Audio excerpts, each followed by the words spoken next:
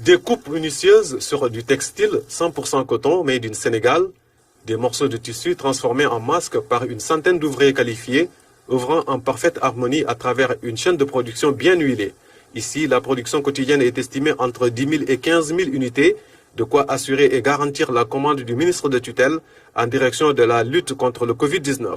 Je suis tout heureux de voir la NSTS s'adapter en changeant sa ligne de production, en l'adoptant sur la production des masques que son Excellence le Président Macky Sall a bien voulu me confier pour protéger ces populations. Le but de ma visite est également venir voir que les machines tournent normalement et qu'aujourd'hui les masques soient conformes à la norme sénégalaise NS 415-014.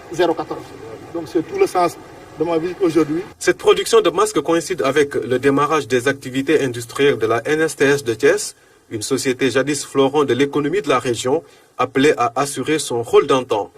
Si vous posez des actes allant dans le sens de relancer les rails ou relancer la NSTS, c'est forcément un élément de satisfaction pour les Thiessois.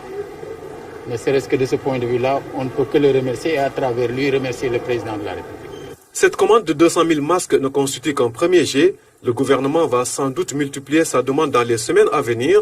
L'objectif est de répondre à l'appel du chef de l'État dans la lutte contre la pandémie du Covid-19 en généralisant le port de masques au Sénégal. Facette de cette cérémonie, l'inauguration du centre d'apprentissage et d'incubation des métiers.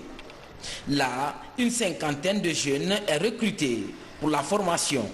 Dans l'urgence sanitaire contre le Covid-19, le centre est mis à contribution pour la confection des masques de protection.